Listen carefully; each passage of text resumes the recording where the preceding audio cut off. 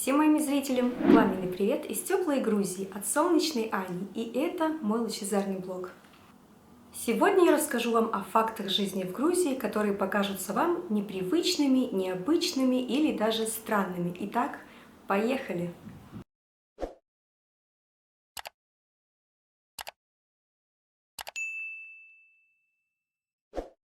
Хочу сразу пояснить, в этом видео я буду лишь констатировать факты, а что из сказанного мною хорошо или плохо, решайте сами и делайте выводы сами. И начнем мы, пожалуй, с важного пункта, о котором меня просили рассказать мои зрители и подписчики в комментариях, а именно затронуть тему чистоты и порядка. Если вы живете, путешествуете или просто посещаете Грузию, то вы, вероятно, успели заметить грязь, пыль и мусор на улицах. Я, конечно, не эксперт в данном вопросе, но осмелюсь предположить, что эта проблема существует отчасти из-за огромного количества новостроек, постоянных строек и ремонтных работ. С одной стороны, это, конечно, хорошо, что страна не стоит на одном месте, а продолжает дальше застраиваться и развиваться, но многие местные жители уже сами подустали от постоянного шума строительных и ремонтных работ. Согласитесь, людям, живущим рядом со стройками, не позавидуешь.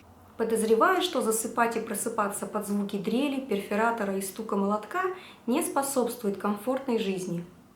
В целом в Грузии существует специальный сервис, который следит за чистотой и порядком в городе. Это люди, которые рано утром подметают улицы, косят траву, выкидывают мусор, но, к сожалению, не все зависит лишь от их работы. Многое зависит и от нас самих, обычных граждан. Далеко не в каждом человеке присутствует культура заботы об экологии. Некоторые люди, откровенно говоря, мусорят, выкидывают свой хлам и оставляют его где попало. Есть и такие редкие индивидуумы, которые выбрасывают мусор прямо из своих окон. Мне лично доводилось быть очевидцем данного зрелища.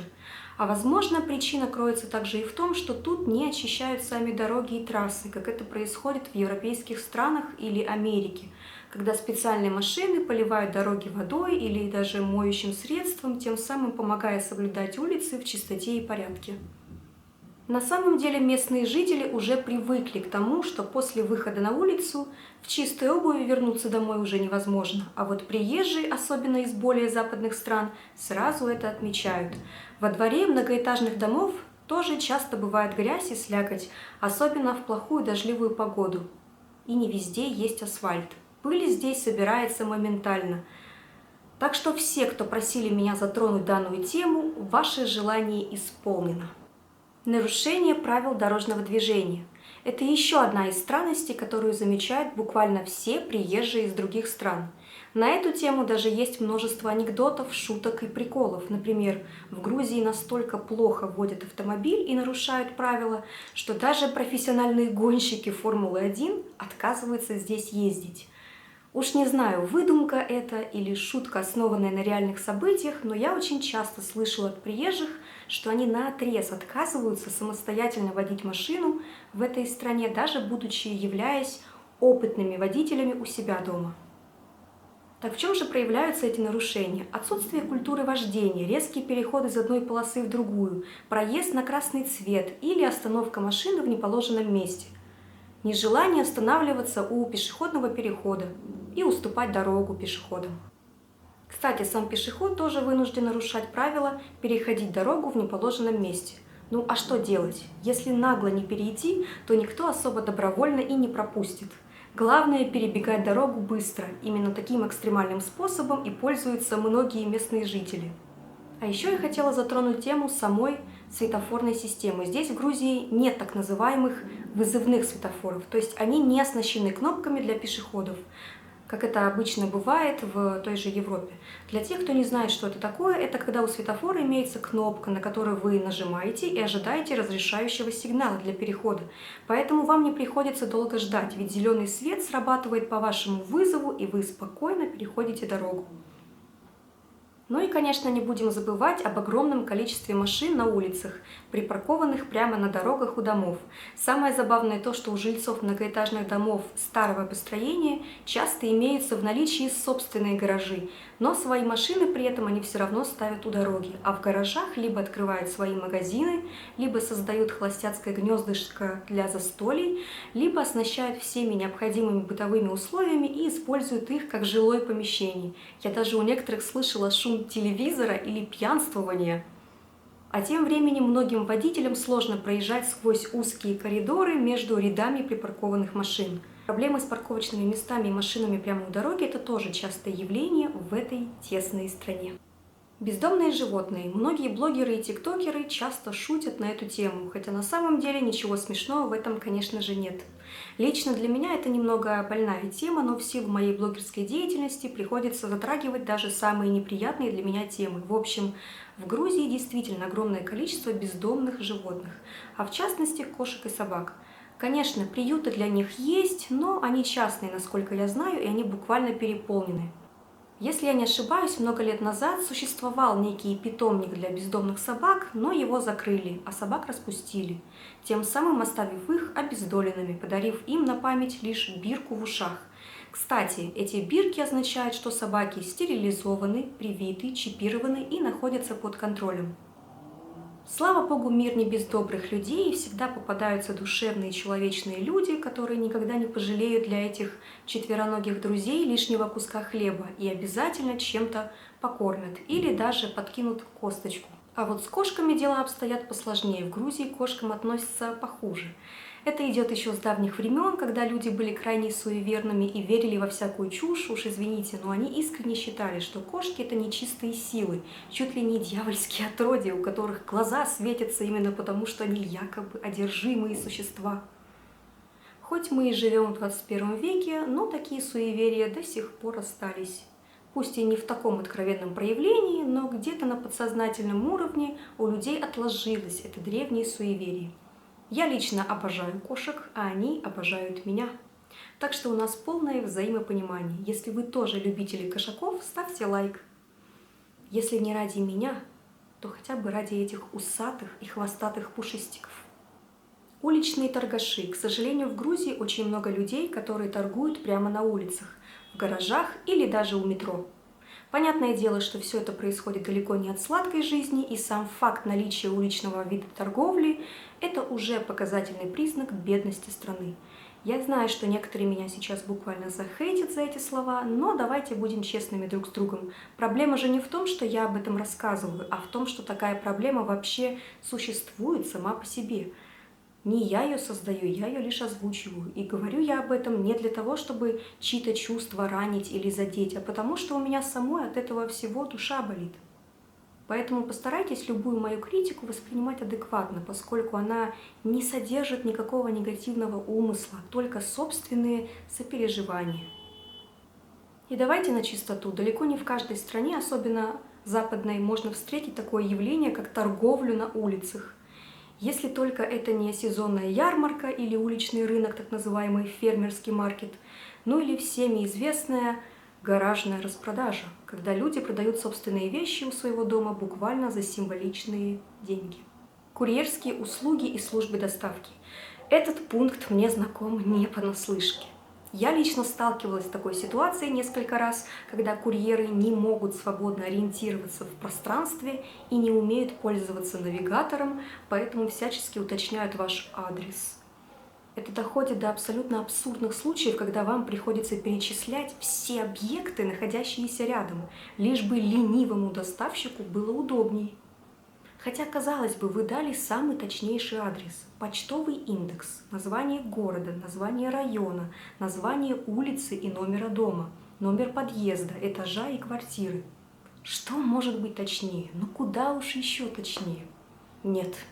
Все равно приходится тщательно разжевывать, какие магазины, аптеки, кафе, рестораны или школы находятся рядом. Однажды у меня даже был случай, когда водитель, вернее курьер из службы доставки, меня начал расспрашивать, а какой дорогой мне лучше доехать?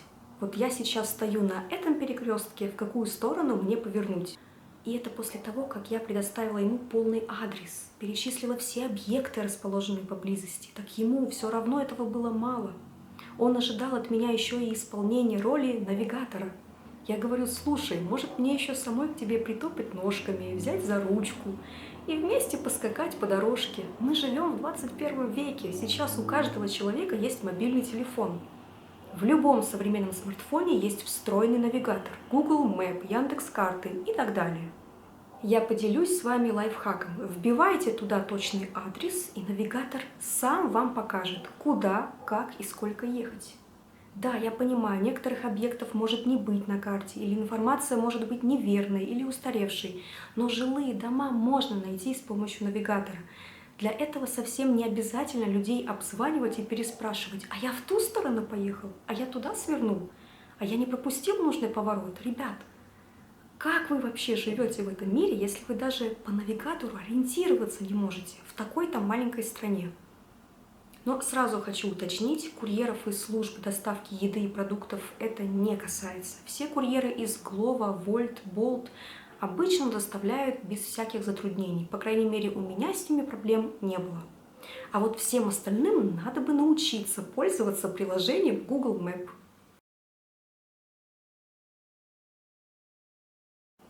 Сфера обслуживания. В своем предыдущем видео я уже затрагивала эту тему, но мне показалось, что я раскрыла ее не до конца.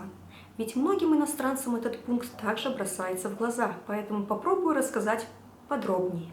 Если мы говорим не о какой-то крупной компании или известной организации, которые заботятся о своей репутации и поэтому соблюдают правила этикета и вежливого тона в общении с клиентами, то во всех остальных случаях можно часто нарваться на такое холодное отношение со стороны рабочего персонала. Работники неулыбчивые, медлительные, ленивые, неохотно выполняющие свои обязанности, капризные, постоянно жалующиеся и ноющие, работающие на «отвали». Возможно, это происходит из-за того, что у них низкие зарплаты и, соответственно, нет никакой мотивации работать старательно. Если задать им вопросы в социальных сетях, могут отвечать как-то безразлично, что тоже является неуважением к своим потенциальным клиентам, да и к работе в целом. Еще я заметила, что некоторые учебные заведения или учреждения вообще не умеют поддерживать обратную связь, хотя сами абсолютно открыто и свободно указывают контакты в социальных сетях. У меня уже насчиталось несколько подобных случаев, когда мне не отвечали ни в сообщениях, ни на электронную почту, а только на звонок по телефону. Ну, я считаю, что это тоже странно в наше время, указывать контакты и не отвечать. Возможно, это связано с тем, что многие частные предприниматели или бизнесмены являются самоучками, они не проходили профессионального обучения в этой сфере и не знают, как нужно общаться с людьми. Ведь в успешных компаниях всегда есть свои аккаунт-менеджеры, SMM-менеджеры, консультанты, операторы колл-центра или сотрудники из информационного отдела.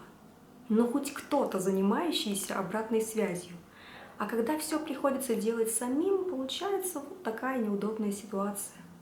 Я прям представляю себе, как пожилая секретарша учебного заведения читает мое сообщение.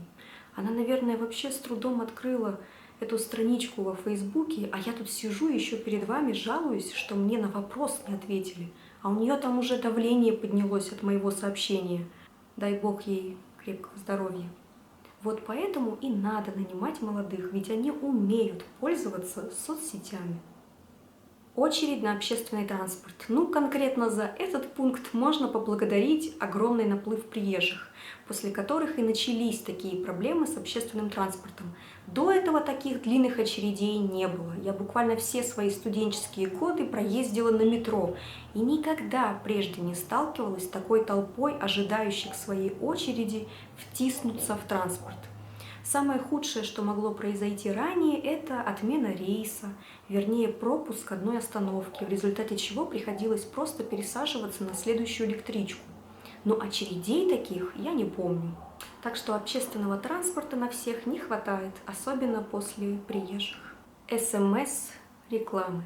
Если вы живете в Грузии, то вас по-любому уже должны были достать СМС-рассылки об акциях, скидках и прочих услугах. Как только вы покупаете номер телефона и местную сим-карту, вы автоматически попадаете под раздачу этих смс-атак.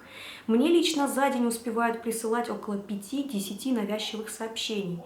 И я считаю, что мне еще крупно повезло. Конечно, вы можете добавлять все нежелательные номера в спам, ну или отправлять специальный код со словами «No SMS», но всегда найдутся новые компании, которые вас все же достанут. Ну, а на этой позитивной ноте, пожалуй, я и закончу свой сегодняшний выпуск. Я рассказала вам обо всем, о чем успела. А об остальном расскажу уже в другом видео, которое выйдет на этой же неделе. Так что не пропустите мой следующий выпуск. А пока пишите в комментариях, что лично вам кажется странным в этой стране, ну, разумеется, не считая меня. Поддержите мои старания лайком или воодушевляющим комментарием. Подписывайтесь и жмите на колокольчик. Спасибо за внимание. До скорой встречи!